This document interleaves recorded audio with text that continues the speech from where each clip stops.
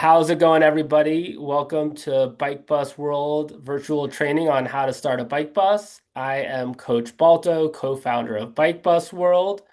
I am here with Rebecca of Chicago Family Biking, and we're really excited to be able to share this virtual training with you all for starting your own bike bus. Just know you don't have to do this alone. There's a whole community around to support you doing that. So we hope you find this resource useful. And Rebecca, take it away. Absolutely. Thank you so much. Well, I think the first thing to remember is kind of where we've been, right?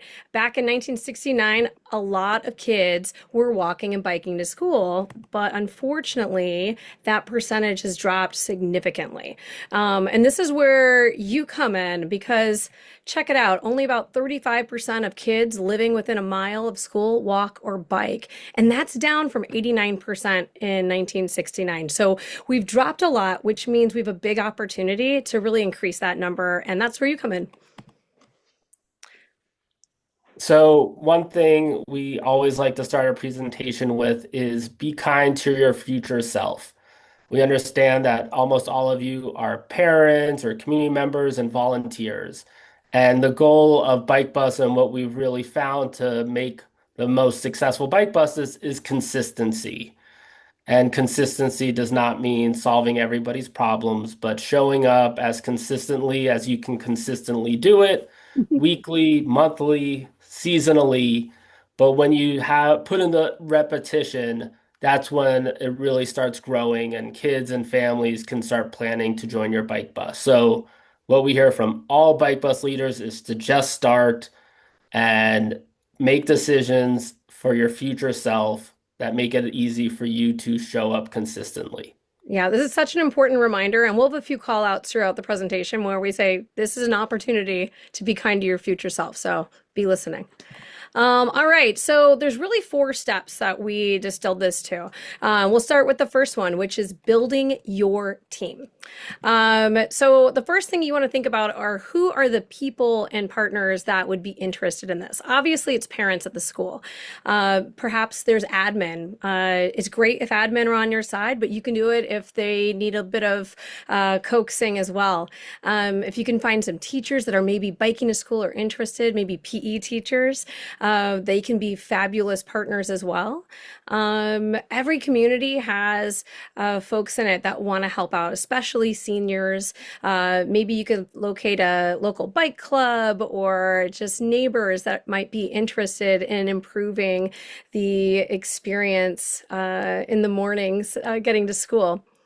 Um, One thing to keep in mind is that people that don't actively ride bikes can be huge allies and super helpful in both cheerleading what you have going on and spreading the word, but also just helping you with the logistics overall.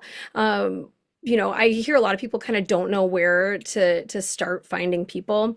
And if you're really just lost, I would say hang out at the school, look for the people biking in and introduce yourself. Even if you're a shy introvert, this is your time to shine and rise up and put yourself out there. So find those people, they're out there, and yeah, don't discount any of the folks that might not be the usual riders. So for the actual day of team, you're gonna need a group of folks. So you'll need two organizers, which one of them you already have, it's probably you. And then you're going to want 2 to 4 traffic helpers that aren't in charge of small children. This is kind of the best case scenario, but if you're starting small and you don't quite have those numbers, that's okay. You might find too that your ride might get really big and you need more folks. So this is kind of like just a suggestion, but you take everything and fit it to the situation that you are in. One thing too, I want to mention about your traffic helpers. This is a great opportunity when you see folks that are maybe joining you for the ride to kind of just ask people for help, right? Hey, could you block the next intersection? People generally want to help and can help, but they might need a very specific kind of task to get them clued in. And I can tell you, I found some of my best volunteers by asking them to block one intersection. It's truly the gateway to finding your fellow organizers. And then lastly, for your day of team, especially if you have a fairly busy school with a lot of activity with, people driving and things like that, you might want some landing helpers. And this is where non-writers can come in and help out as well. But really, this is all you need to really execute on the day of. And I think something to just communicate in all of this information is we're trying to give it as much as possible, but you'll decide what works for your community. That's what's beautiful about the bike bus. And, like anything in life, you can make it super complicated or you can make it really simple. And so I think this is a good place to tell a story of the Springview bike bus in Miami Springs, Florida. Two moms, Noelle and Monique. They're riding bikes with their daughters. They see a bike bus video and they say, I want to start a bike bus at our school. They pick a spot, 3 blocks out of the way at the rec center parking lot. And they made a flyer every Friday. They do the bike bus. Sometimes there's 7 kids, sometimes there's 40 kids, but they show up every Friday. And it's become this beautiful, movement in their community and inspired more. But, you just need that one other person to do it with. Just make the flyer and share it with the community. So always make decisions based on, being kind to your future self and also just keeping things as simple as possible. Absolutely. So once you've found your people, you're going to want to make sure you have a way to communicate with just your volunteers. There's a lot of tools out there. We'll show you some additional ones, but whether it's WhatsApp, Slack, text, Signal, email even, like all of these can work if they work for you. But make sure, especially if your choice of communications is email, that you have a real-time communication method. This is really integral in case you have something like maybe weather cancellation, or if you might wake up with a sick kid and guess what, you can't make it to the bike bus. So you need a really quick, easy way to be able to inform and touch base with your team so you can work together to make sure that bike bus happens and is safe. And then one thing to keep in mind with your communication tools is that it should be separate from any of the school specific tools that might be out there, just to ensure that you have access to it all the time, right? Like summer, I know a lot of admin and teachers are kind of out for the count. So having something separate from anything involved in the school, it ensures that you're able to keep planning even when school's not in session. Yeah, and I think the beauty of the bike bus is it helps, resew the social fabric of society, and having something like a WhatsApp group is really wonderful for, parents to offer, oh, we have this size bike. Does anybody want it? Or we're gonna bike to the 4th of July parade. Who wants to ride with us? And so you start getting those social connections that aren't necessarily bike bus specific related. And I think that's really beautiful that the bike bus helps facilitate that. Totally, totally. On the WhatsApp thread for the bike bus at my school, I noticed we have a lot of people that join, but they're kind of just flies on the wall for a bit. And then they build up that confidence and they'll start signing up for, blocking this intersection or doing this particular role at the landing and things like that. So, yeah, these can be really powerful tools for connecting and cultivating your amazing volunteer team.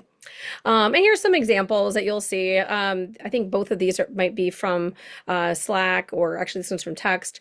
But yeah, just get your group in there and be consistent with also how you're using it. If you look at this example on the right, we communicate kind of who's going to be leading and sweeping. We have people sign up via this way. We also coordinate our landing this way as well. And it's the same message every week. Everyone already knows it, and then they just reply, with what they're signing up for.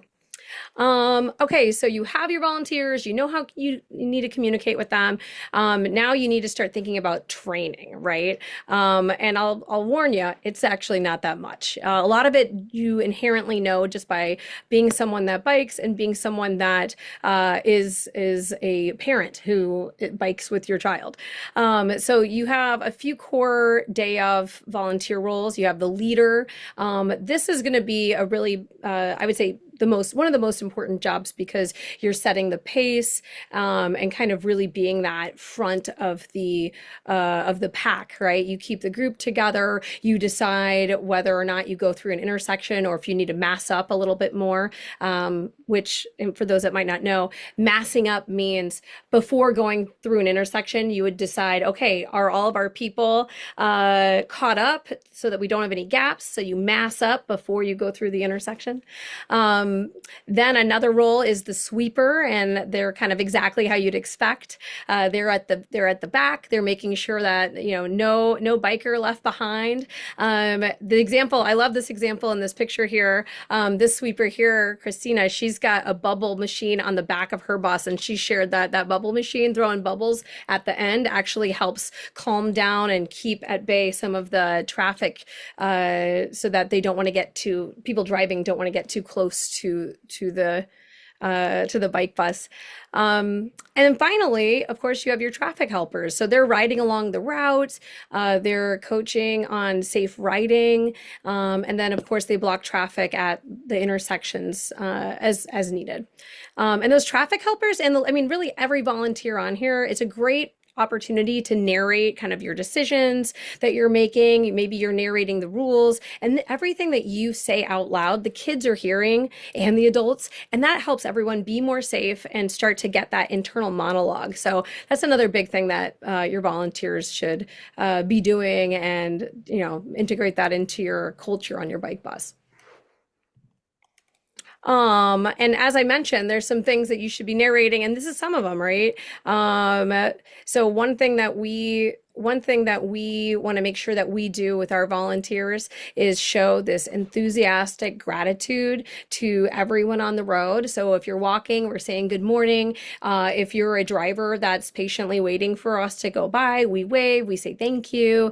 We kind of understand sometimes we can be a little bit of an interruption, but by just being thankful and grateful, I think it's an awesome way to kind of add to the harmonious vibe on the road. And really, that's what we want. We want everyone to be friendly and active on their way in, right? As I mentioned too, we'll be reminding riders of the rules along the way.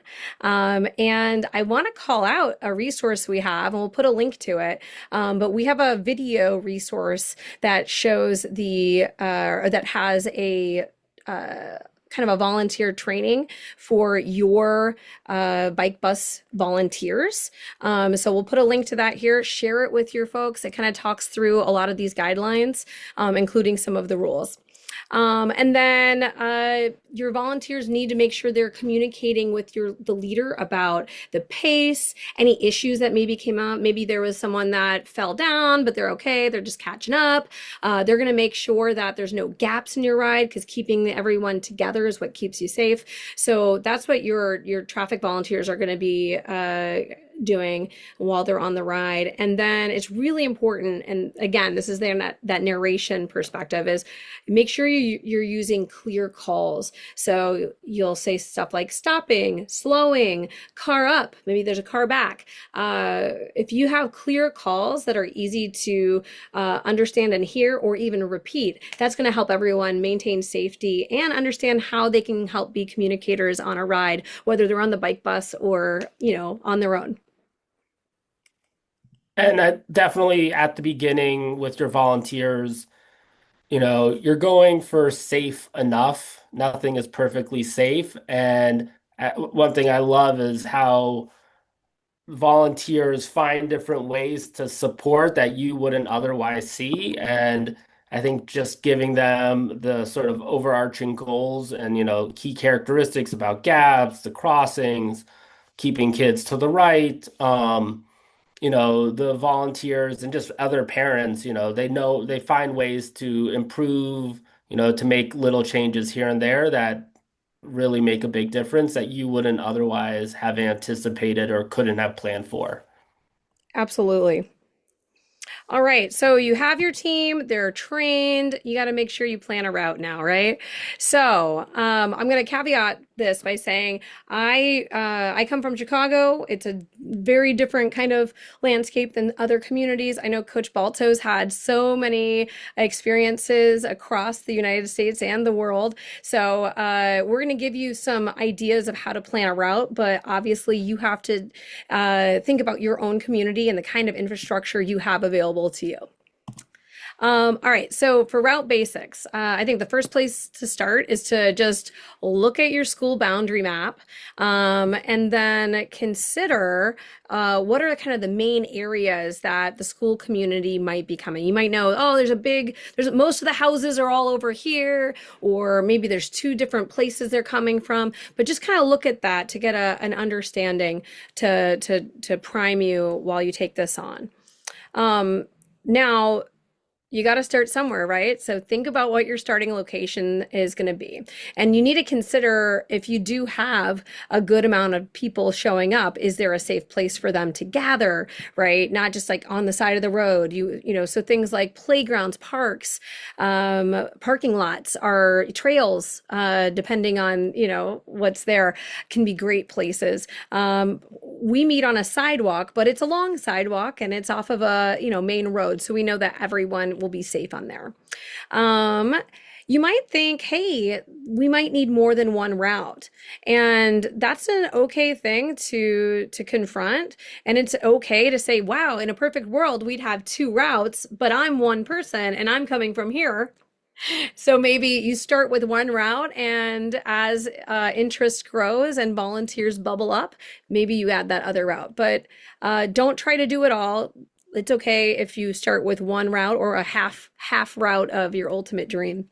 And I kind of mentioned this, but make sure it's something that's convenient to the volunteers, especially you. It says including you, but I'm going to say especially you.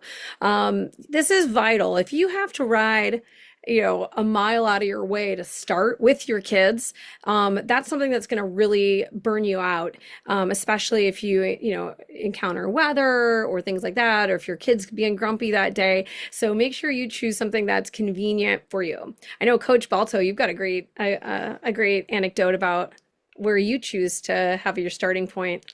Yeah, I feel pretty fortunate with the bike buses that I lead. One was from the school that I was teaching at, and that starting spot is 4 blocks from where my house is.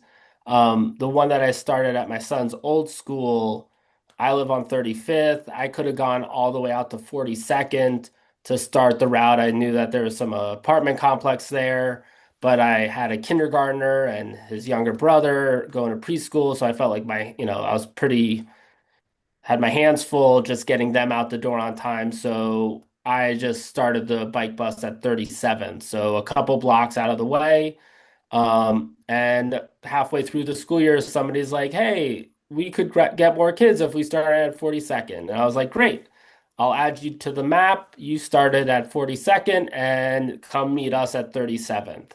And just that little distance, I think, really allowed me to show up consistently, which, it's still going and thriving, but I don't have any resentment about having to like go even farther out of my way, or my son, being like, oh, I don't want to do it. We have to go this far out. So consistency and being kind to your future self. I think also for routes, my son's at a new school. His school's at the top of a hill, and it's kind of hard to find a route that works. And starting a bike bus where they're going up a big hill on a busy road didn't seem like it yielded a ton of success. But there's a church parking lot like a third of a mile from his school on a little bit higher uphill.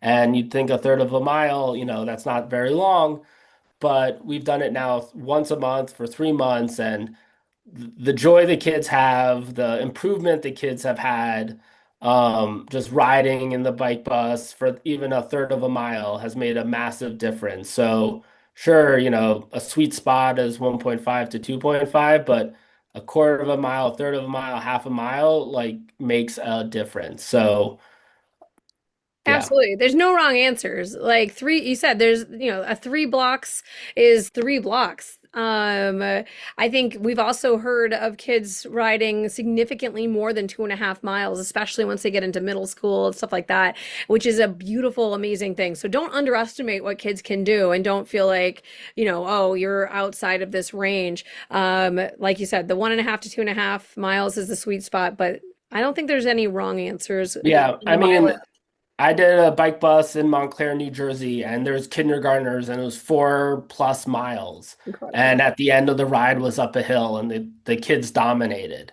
And so I would say, if you're gonna do it, other people will do it. Absolutely. All right. So when you're planning your route, definitely look for those slow streets with controlled intersections. When you're riding with a group, if you can make a route that has mostly right turns versus left, that is going to help you a lot. It helps to limit the amount of interaction you have with oncoming traffic and just keeping everyone safe. Doesn't mean left turns are wrong. It just means right turns are a little bit easier if you can fit them in. Stop signs are, obviously a really great tool because you kind of just you stop, you mess up, and you go when you're ready. Um, Lights are fine, but I personally prefer stop signs only because I think the lights at times give the drivers this signal that it's their turn, and if you have a very long bike bus, it could lead to some grumpiness.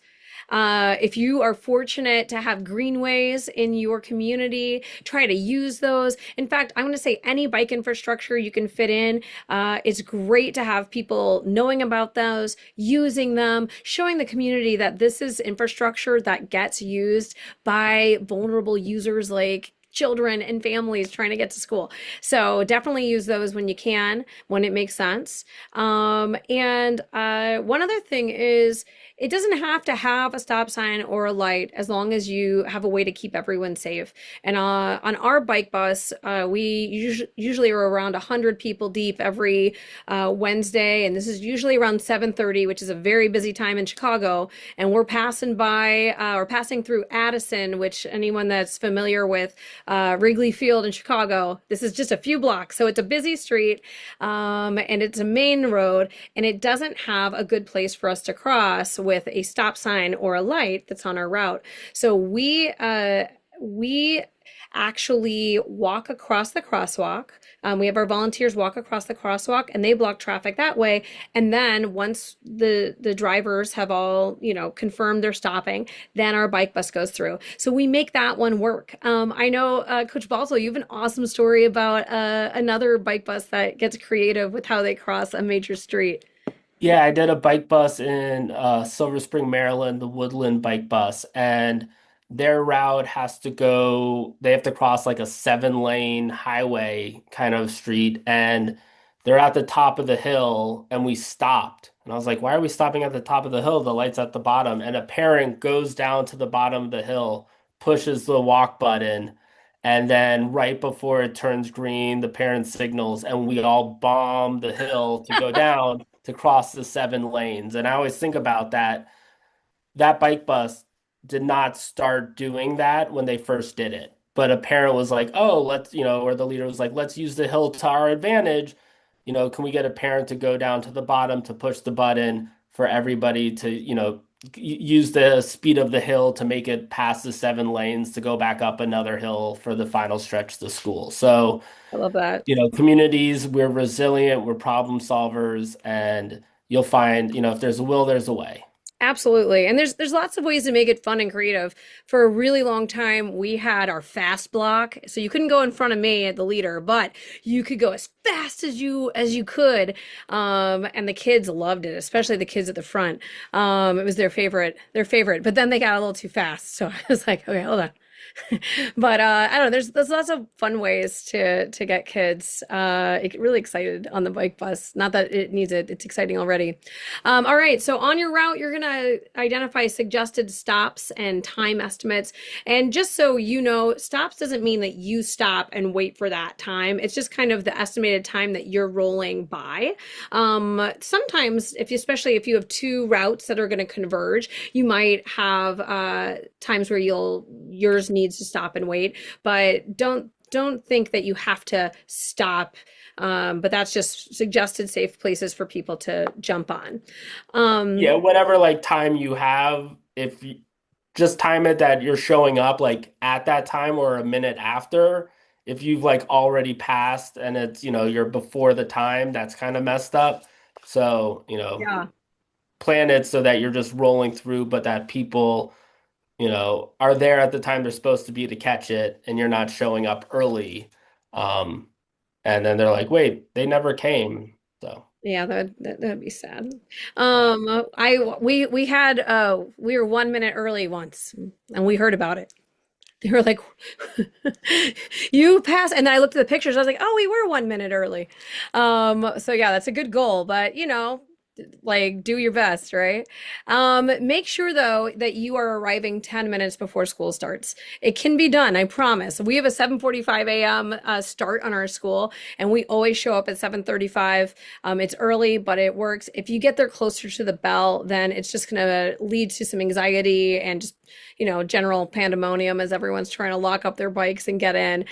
So definitely arrive early. And if you can, consider a victory lap to showboat and invoke FOMO, as I like to say. We do this at our school, and we basically just do a lap around the school. It helps us to drop people off at various entrances along the way, but also it really shows off the fun of the bike bus. So people that aren't on it are like, hey, what's that? Why am I not on that? And, for the longest, we had all these kids that were on the turf field next to the school, and they'd run alongside cheering. It was like, I felt like we were in a movie. They're like, ah, running. And every week they'd be there. And then I noticed, when we came back in the spring, there was a lot less kids that were cheering us on. And I was kind of like, "Aw." But then I kind of looked and I was like, "Oh, they're all on our bike bus now." Like they saw it. They were like, "I want to get on it." They got up early. They learned how to ride maybe in some cases. So yeah, don't underestimate a victory lap. It can really help you out, and it's a lot of fun.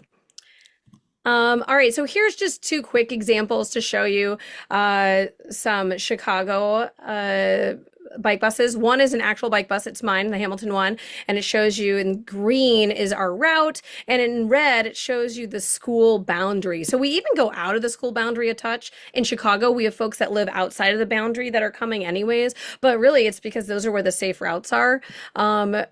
In this other one to the right, this is one I've been working with a potential organizer on, and we wanted to come up with a route that really covers the majority, and so we did that in green of the of the boundary. But then if you look in blue, this blue star here, this is like this community that we know there's a lot of kids there, but there wasn't a safe way to kind of scoop them up. So this is one where as soon as someone says, "Gosh, I wish you picked us up over there," then or maybe in advance they could find someone. It's like, "Oh, you can have this little leg of it join here on your way to school."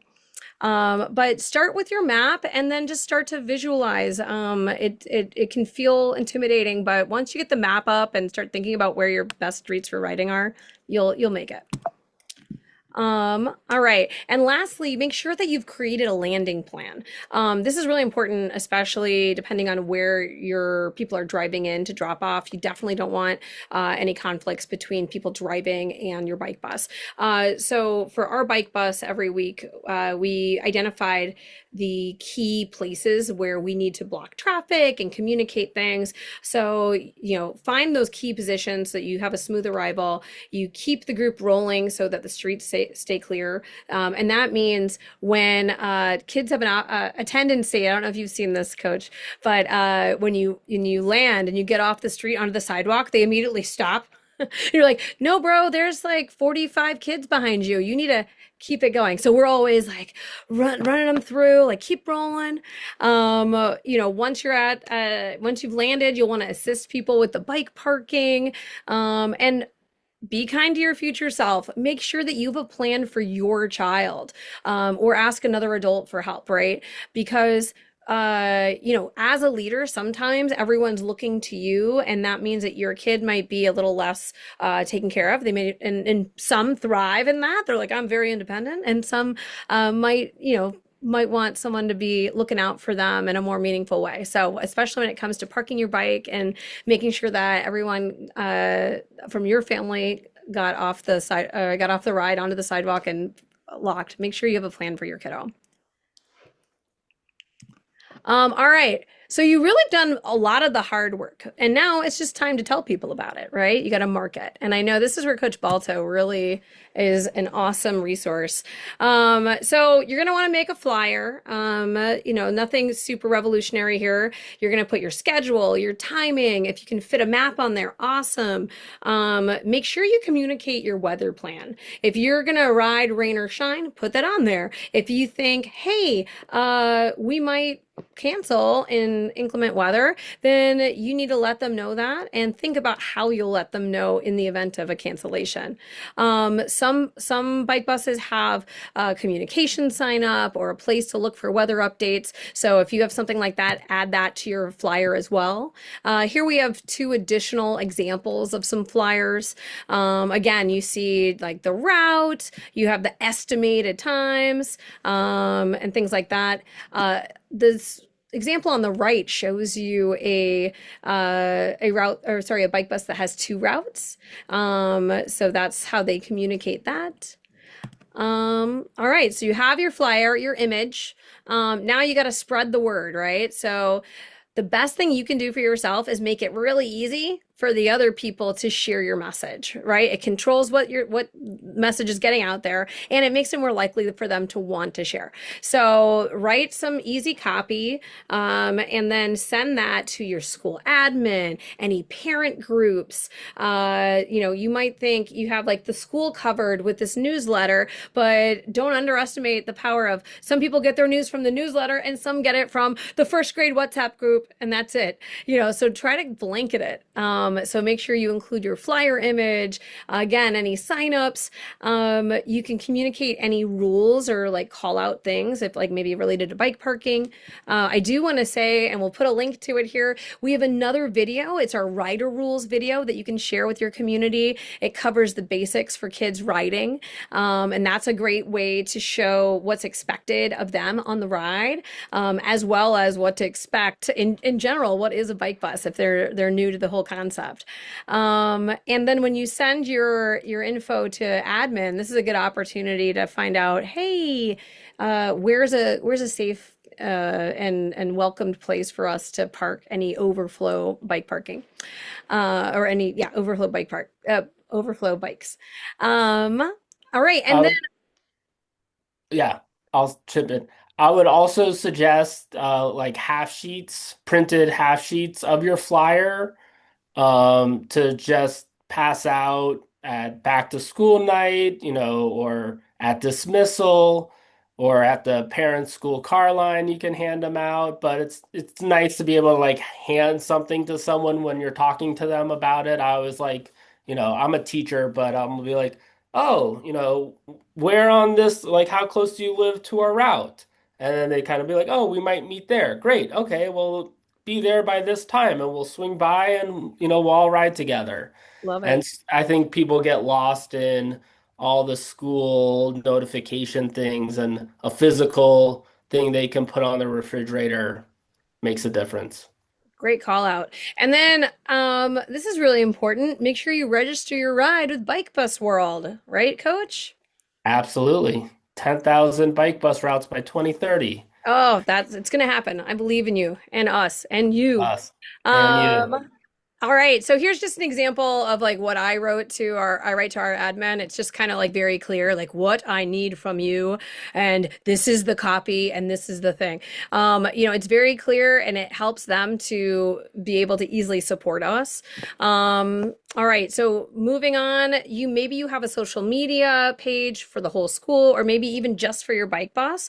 So make sure you're using that to get people excited. Don't and share your night before reminders, but make sure you also share your post ride photos and videos. I know that's something that Coach Balto does with Bike Bus World, both in sharing his own content as well as resharing ours, and all of that helps to make people excited about biking to school. It inspires them. Maybe it inspired you to get started. It's also a great opportunity to then tag potential partners or even elected officials, folks that could significantly improve biking conditions in your community, right? And as I mentioned, Coach Balto and Bike Bus World they do an awesome job of helping to spread awareness. So please add Bike Bus World as a collaborator when you're making, like videos or sharing pictures. It helps everyone get jazzed. Yeah, we used to, when I did a walking school bus at my school in Boston, we'd always take a group photo in front of the stairs. And I always love being able to look back and just see how it's grown. So, documenting it and sharing it is a nice way of telling the story of your bike bus or walking school bus. Love it. And we already mentioned this before, but register your ride, get on the map. All right, so you've done an awesome job. You've done all the prep, and now it's time to ride and enjoy. So, as a reminder, you have your day of volunteers, and they already should know their role because you talked about it in the chat and their landing responsibility. Remember, your key messages to narrate are to stay behind the leader, ride in a straight line, give other riders space, no riding into oncoming traffic.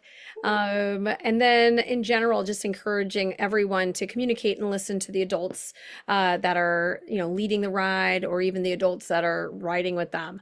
So these are the things that you narrate so that kids understand what's expected.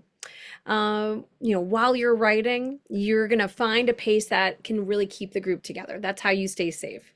As a ride leader, this is one of my superpowers or secret weapons, maybe. One of my favorite things to do is to recruit drivers to help us block intersections, because is someone on a bike going to block that intersection better than a mom in an SUV? Probably not. So I do this by giving big waves and saying, hey, we're good. And if they give you a thumbs up, then consider them ready to go. Your volunteers can go to the next intersection and be ready for that. So don't be afraid to recruit those drivers. It also helps them feel seen and acknowledged. And I think it makes them be a part of it as well, right? Gets that buy-in even more. As we mentioned earlier, make sure you're massing up at the stop signs, stop lights, any intersections that are bigger are good opportunities to make sure that all your gaps kind of diminish. And you narrate traffic safety as you ride, especially with those kids at the front. You'll be covered in them. They'll all be packed around you. It's very exciting to be at the front. So be ready to help them learn.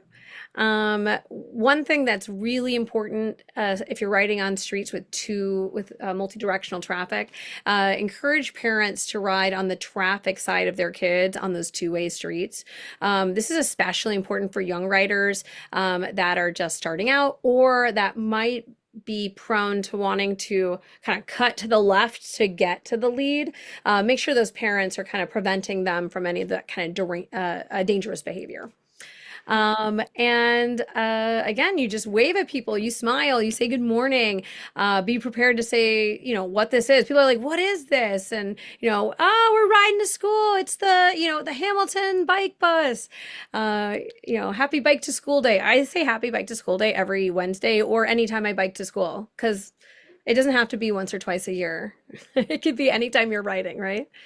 Rebecca, I think one thing I want to add to the parents riding on the outside. Mm, It is important. I think the general mindset of a bike bus is you're creating an environment that is conducive for children learning and being successful. And so, while the normal tendency of you riding, maybe you and a kid is, to pull over to the side when there's a driver, the quickest and fastest way for everybody, people biking and the driver to move through this area is for the driver to just pull over and wait Mm-hmm. and allow your group to move through quicker. If you're riding single file, you're going to take exponentially Oh, yeah. longer than if you're in a group of three or four. And if you're on a neighborhood street that's two ways, maybe you're leading and you're maybe like 60-70% into the oncoming. It's not perfect lanes, there's no double yellow line, but you're sending that signal to the driver, hey, you're just going to pull over and wait. We have kids here. It's Mm-hmm. going to be okay. This is new, but if you were a big garbage truck, or a moving van, they Yep. wouldn't think twice about it. And so the quickest and fastest way is just for them to pull over and wait. And, you're always prioritizing the safety and the learning of children, over the perceived convenience of drivers. Yeah, that's a great call out. And I think in a perfect world, yes, every driver that you are passing just like gives you a friendly wave, stops and lets you pass. And I mean, we experience that a lot, more often than not, actually, on our neighborhood streets that are two-way. But you also, as a leader, need to be prepared to do whatever you can to, maintain safety. So you can't always assume that they will do that, although For that would sure. be amazing. But that also goes again to recruiting drivers to help. This might be someone in a car today, but they might be someone on your bike bus tomorrow, or someone that's ridden with their kids before, or will in someday. So, you know. Just because they're in driving a car doesn't mean that they're unable to help and also cheerlead alongside you. We get a lot of happy drivers. It's kind of weird as someone Yeah. that bikes without children as well. I'm like, wow, you're really happy when I have a bunch of children. But recruit them, wave to them.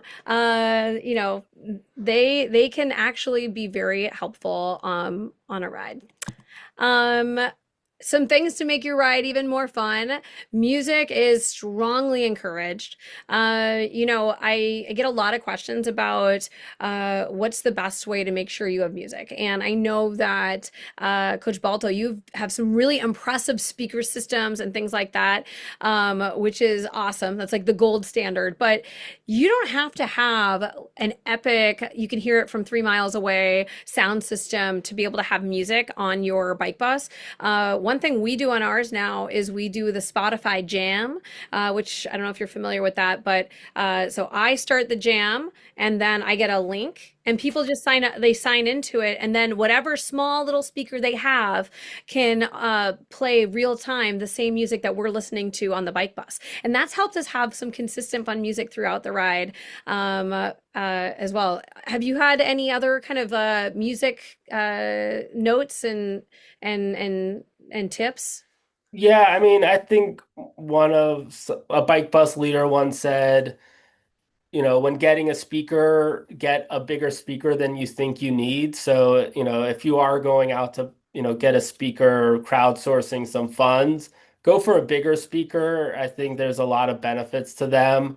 Spotify jams, absolutely. And, you just do the best with what you have. But I think, music is strongly, strongly, strongly encouraged. It keeps the kids focused on the leader, keeps them moving. And I always love if, kids are going ahead of you as a leader, you can give them the reminder, but then you can always just turn the music way down and, wait for the kid to get back with the group. And, his friends are probably telling him to get back so that they can listen to the music. And then when he pulls back, then you can turn the music back up. So you I can love save that. your voice. I love that. I love that. All right, moving on. I know some places have put trackers in, so if folks want to, they can track exactly where the bus is. So there's an example of that at Nettlehorse, which is a school in Chicago. So it can be done. And then make sure when you're riding that you're taking pictures and videos. And when I say you, I mean your bike bus, not necessarily you as the leader in the front who's managing everything. But ask people to take pictures and videos. Maybe you have someone who's at your landing that can take a picture or a video of you arriving, but make sure you get that. That helps kind of share the story. Maybe you can get a yearbook. I know our bike bus has a whole yearbook page, which is kind of thrilling and exciting. And yeah, so make sure you log it. We mentioned this already. Tag and collaborate with Bike Bus World to help build that awareness. And make sure you share with your school community. You know, if you're the person that arrives right at the bell in a car, then you might not know that this is even happening or what you're missing out on. So again, build that FOMO, share with that school community, so more people know what's going on and they can get involved. And a little bit more on photography and videography. This is really your expertise, Coach Balto. What do you have to say about this? Yeah, I mean, you use the tools that you have.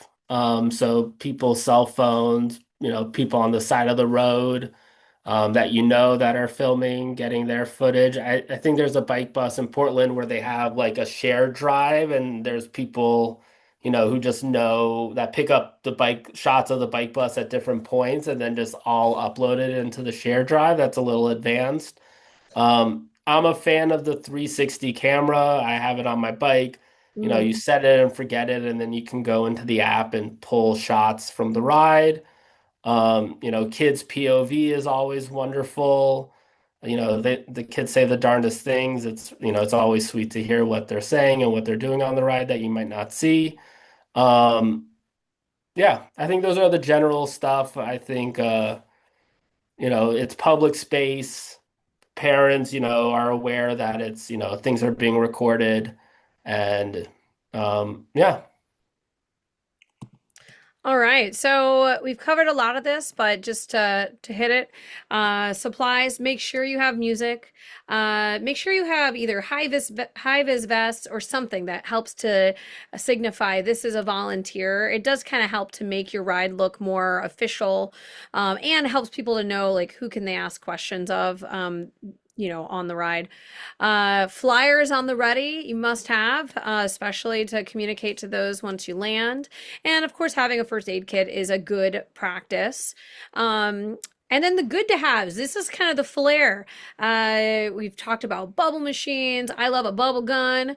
I've got I have a cargo bike where now my kids are too old to be inside the bucket. So I kind of, I'll have honorary hop-alongs at each ride. And it's like a big honor to be able to have the bubble gun. The kids love that.